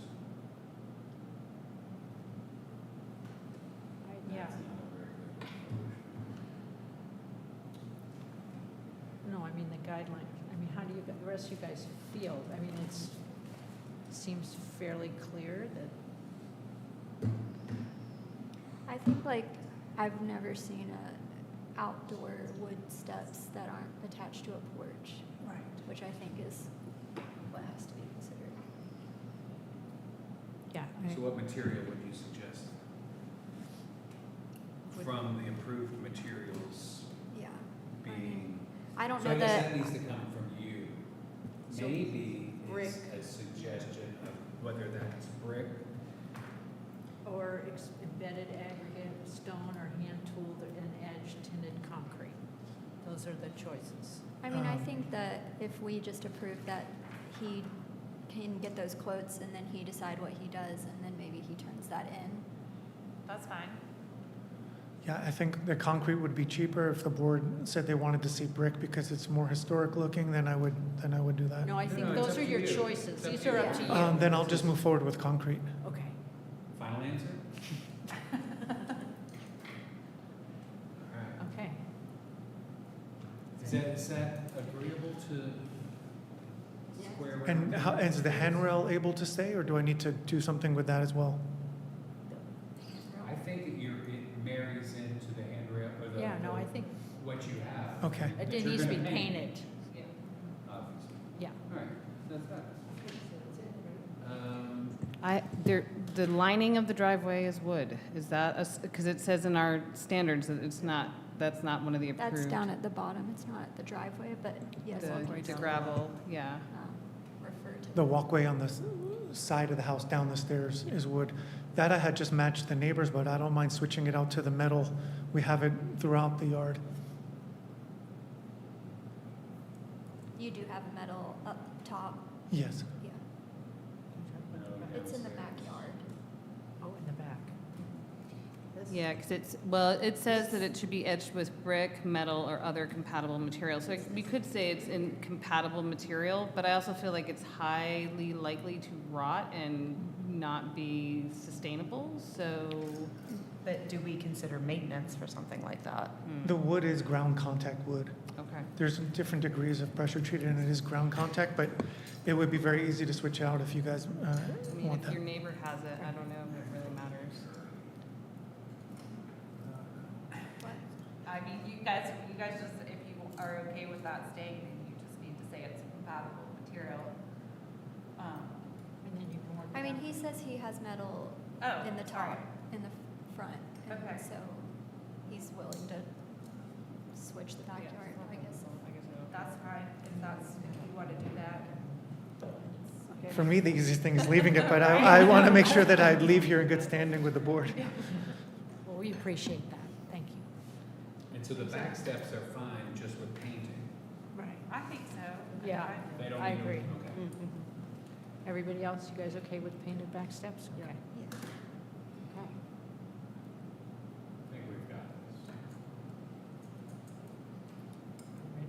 No.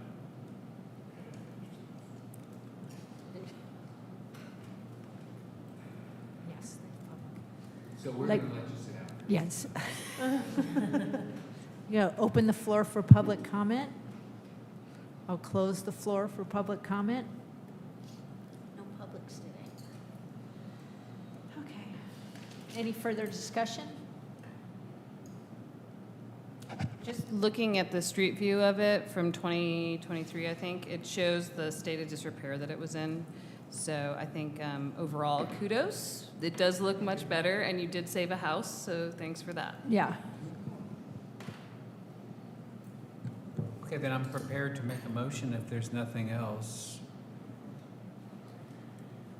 Chair, based on the evidence presented to this commission, including Exhibit A, application and project description, 4 pages, Exhibit B, site plan, Exhibit C, photographs, 4 pages, Exhibit E, October 2023 minutes, 17 pages, Exhibit F, additional photographs, 2 pages, received July 24th, 2024, Exhibit G, application documents and certificate of appropriateness, 23040993PZ, 18 pages. Exhibit H, application documents and certificate of appropriateness, 230409-4PZ, 21 pages. Exhibit I, Google Street View, and the commission's actual inspection and review of subject property by all members except. I move that this commission approve the certificate of appropriateness based on the following: that the application is for an after-the-fact approval to amend previously issued CA number 23040393PZ to construct a new concrete driveway parking pad in the front yard. Amend previously issued CA 230409-4PZ to replace deteriorated steps. I can't read this. Front entry landing. concrete front entry landing Yeah. with new red tile material. Construct new gravel area in front yard. Construct wooden picket railing on top of previously repaired retaining wall. Wood stairway constructed on side yard will be replaced with concrete steps. Construct a new wood picket railing inside yard. Why is he making a new The one- picket railing? Can't he just use the one he has? Or, It says install, There's The just one on the back? the section that goes on the side. I don't know, I just separated those two out. perfect. New wood railings will be painted. Construct new gravel area in side yard will be edged with metal. Construct new wood entry stair on rear elevation. And install 2 new mechanical units in rear yard. Did you talk about how you're gonna Screen screen that. those I just put with that in, landscaping, or I is think it? I just put that in the reasons. Okay. 2, that the guidelines for walkways, driveways, and off-street parking found on pages 50, 51, fences and walls, on page 36, 37, materials, masonry, and stucco, on pages 64, 65, porches, entrances, and balconies, on pages 72 through 73, landscaping and trees, on page 40, 41, and utilities and mechanical systems, on page 82, 83 of the Montfort Historic District Design Review Standards adopted April 14, 2010 and amended December 11, 2019 were used to evaluate this request. This application does meet the design standards for the following reasons. New walkways, driveways, and off-street parking are compatible with the site and district in terms of dimension, configuration, materials, texture, and color. B, parking area is screened by landscaping. C, replacement of deteriorated masonry in the front landing matches the original as closely as possible in design, material, dimension, color, texture, and detail. D, new entry stair is on the rear elevation, is compatible with the existing structure in terms of scale, detail, material, and color. E, mechanical units are adjacent to the rear elevation and will be screened with plantings. 4, that the actions and improvements proposed in the application before us for a certificate of appropriateness are congruous with the special historic character of the Montfort Historic District. Second. all in favor? Aye. Any opposed? Motion carries. Go ahead. Based upon the foregoing findings and for the reasons set forth therein, I move that a certificate of appropriateness be issued. Second. All in favor? Aye. Any opposed? Motion carries. Thank you. Thanks a lot.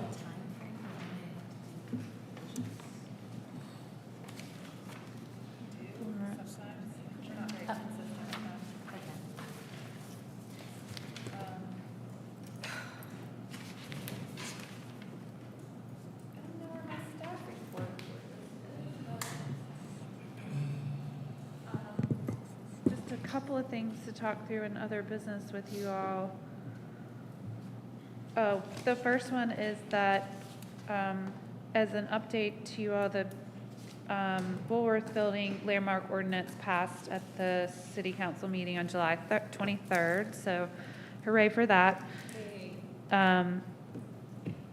And so today we have the Hopkins Chapel AME Zion Church National Register nomination for you all to consider.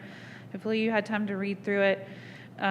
Is a reminder you all act in an advisory capacity to the State Historic Preservation Office for National Register nominations within the parts of Buncombe County that are under your jurisdiction. And so we typically just do this by a resolution supporting the nomination. I believe that Commissioner Bowen has some comments she wants to pass along to the SHPO, and any of you are welcome to weigh in. So Jenny, you want to share? Yeah, sure. So I'm a big fan of this church, and for multiple reasons. This was a wonderful document put together, learned a lot of history. That was just great, really, really thoughtfully put together.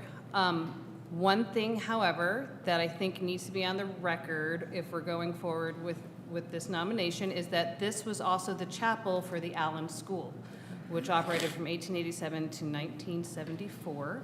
And such famous people as Nina Simone and Christine Garden and several other people graduated for there. And that chapel not only served where they went for service, which was required of them, but where they held all their graduation ceremonies. And there's photographic evidence that shows Nina Simone in that church graduating. She also played the piano and many recitals in that church. So I think all of that should also be on the record as part of the documentation that she spent formidable time there learning and growing as a person. Great. And we're grateful to those of you who can share these historic facts. So appreciate it.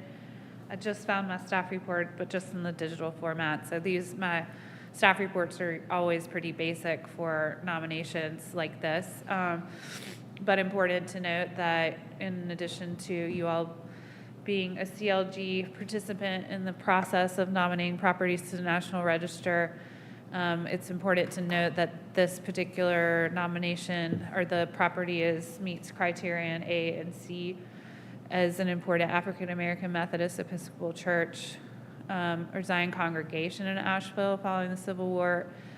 And it's an excellent example of Gothic Revival architecture and was designed by Richard Sharp Smith and built by James Vester Miller. So those are all key points to note. And then beyond this, once you all make your resolution, then we have a form I need you to sign that is on my desk, but I will scan it and we can add your digital signature.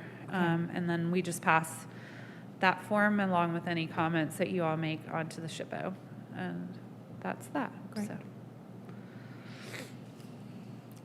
So or just anybody can make a motion, I guess, to support the nomination. Doesn't have to be a resolution, sorry. I'd like to make a motion to move the National Register nomination of Hopkins Chapel, AME Zion Church, onto the State Historic Preservation Office. I second. All in favor? Aye. Any opposed? Motion carries. Yay. Okay, and then just really quickly, I know I put it on your schedule, the Montford Standard session.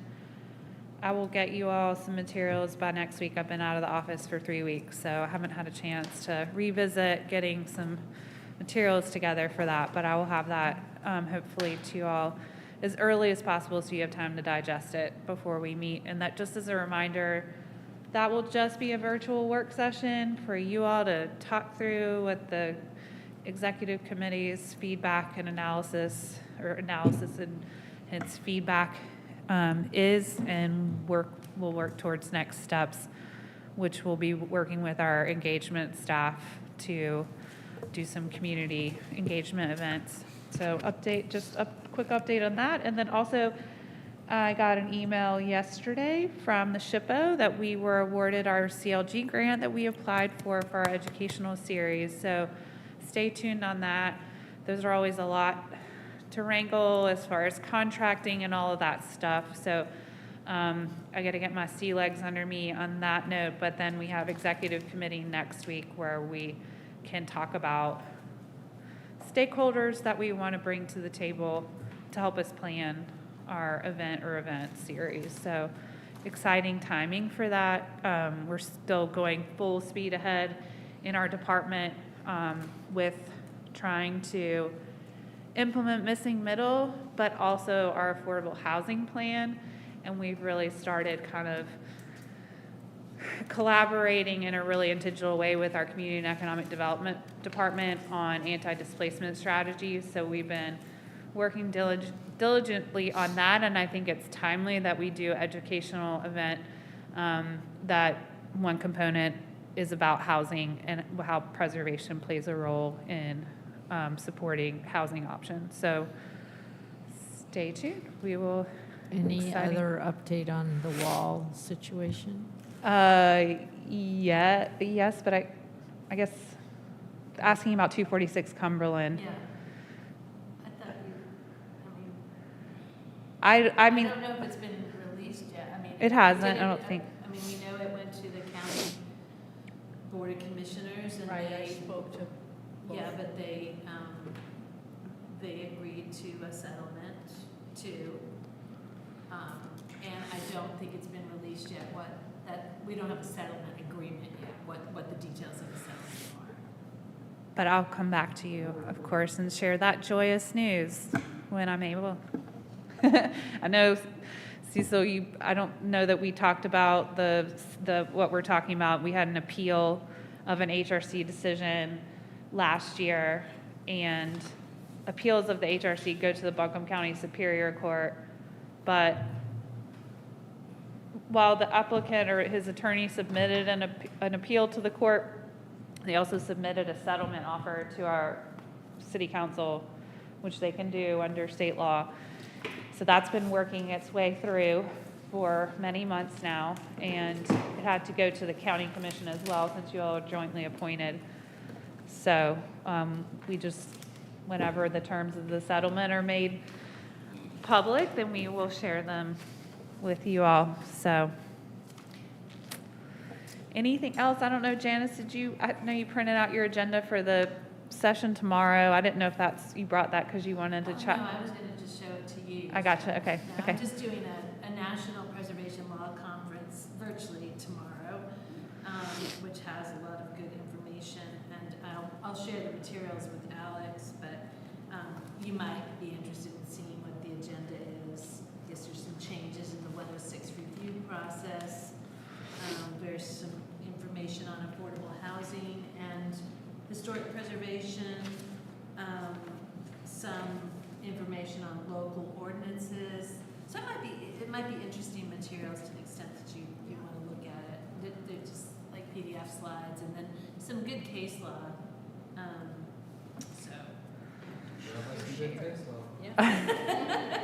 I went to a National Trust Preservation Law Conference in person in DC 4 or 5 years ago, and I'm pretty sure I was the only non-attorney there. I was definitely dressed like the only non-attorney there. I'll say that.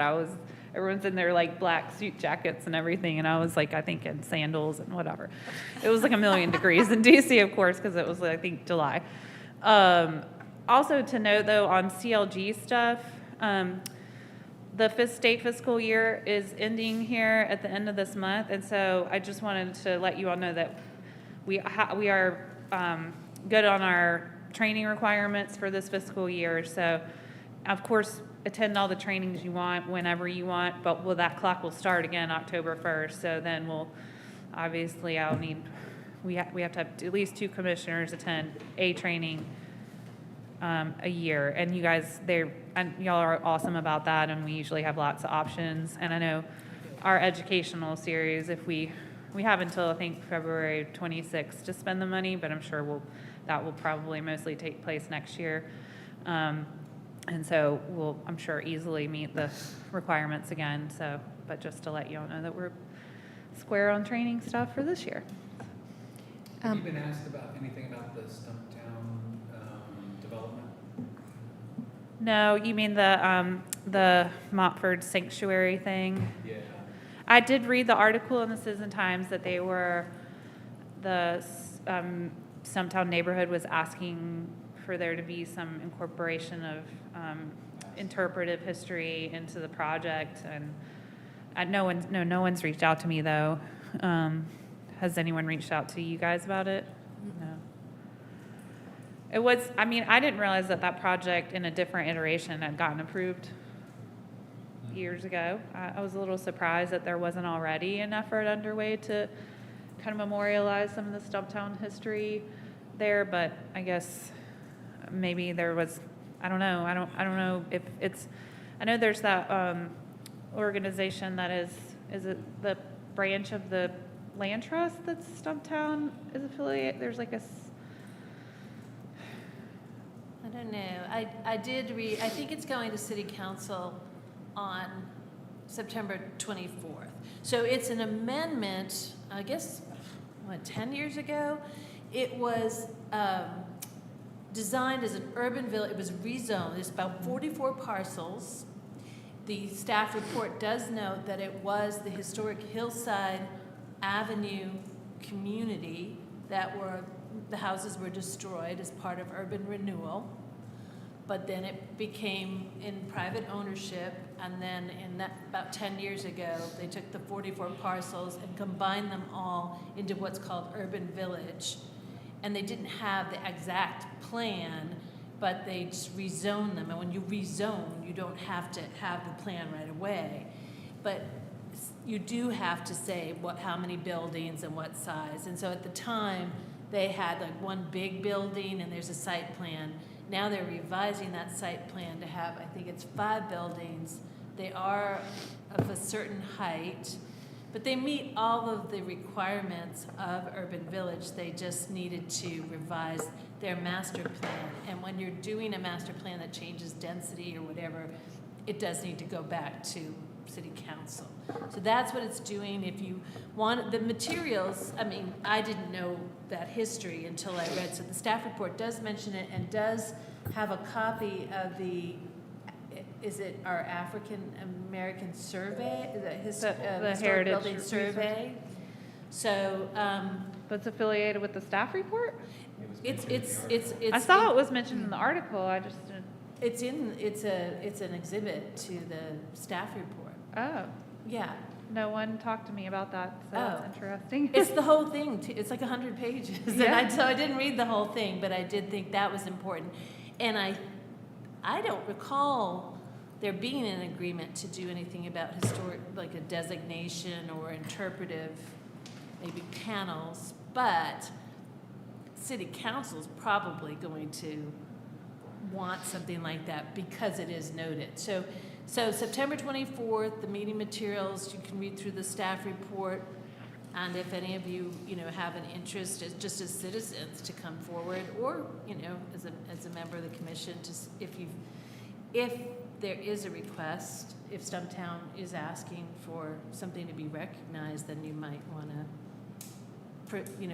come forward and say that you would advise that as well, either as individuals or if the commission wants to. Talk about that. In case anybody's interested, PSABC is having their annual gala event in the Oaks on the 28th. I don't know, well, do you know if the tickets have sold out for that? There's still tickets for that if anybody's interested in attending. In the Oaks is an amazing house in Black Mountain. And October 16 through 18 is the Preservation North Carolina Annual Conference in Rocky Mount. And I will be presenting, and there will be some really great sessions on development and adaptive reuse. Where is that? It's a little bit east of Raleigh. I had planned to go to that, but I'm going to National Trust in New Orleans instead. Yay me. Haven't been to New Orleans in 20 years. I'm very excited. Did you get that jacket in Scotland? No, I did not get this jacket in Scotland. I'd like to I make a spent all motion. my money before I went to Scotland. I didn't have any left by the time I got there. 604. I bought a lot of plaid things. Oh, that's right, he has to go. Glass things? Plaid. I bought a Plaid. traditional tartan Plaid, black watch, many plaid Cool. things, yeah. poncho Beautiful thing. plaid. Yeah. Would you like to make a motion? Let's close it down. All in favor? Aye. Who's second? All right, enjoy your dinner, sir. I think it was the Will and Sarah show today. Oh, thank you, Mrs. I didn't want to stare at you. That's right, I forgot. I'm like, where did she go for 3 weeks? I forgot she was going to Scotland. That's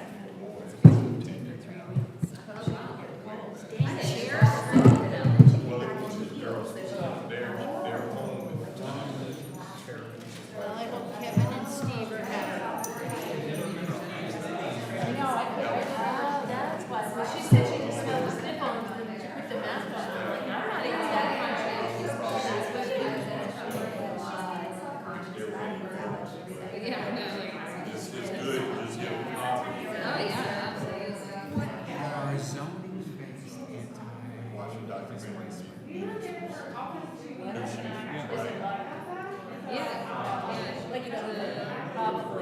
The biggest one. Well, because an overlay, as they say, you can't say overlay because that supersedes underzone. The under. Right, but you could now, there's different ways of, usually with an overlay, you are trying to, Yeah, I had a lot of fun last year saying for, there's more we did stuff. a highlight of the Whatcom County Special Elections Facebook, and I got to go through the articles and, reaching out to really excited. It's not just, Right, it doesn't, like I said, little see neighborhoods, it doesn't completely, it has to have a study. The study has certain areas that are not completely consistent with the actual neighborhood, but most of them are, most parts of it are. And then sort of, then with that, I would say, okay, the zoning is gonna stay pretty much the same, it's gonna be to the missing. No, it's not a downside, it's gonna stay the same. Yeah, no, it's a past But document. So you were kind of it working could with that. implement some missing middle, but we'll have to. No, I mean, it's just part of my day job. Yeah, I'm only a part-time librarian down there in the special collections, but no, over at Pack Library, over the special collections. So where all the archives are, I'm in charge of our photographic collection. And then, but I also do like Trivia Tuesdays on Facebook, so I'm always like finding funny little things. Like Colonel Sanders, did you know that he perfected the recipe of his lovely security and spices while living in Asheville? City council meeting. I know. Yeah, like so he lived here from 1939 to 1942, and his second place that he ever served chicken out was over here just in like Woodford, just past Ingalls on Merriman.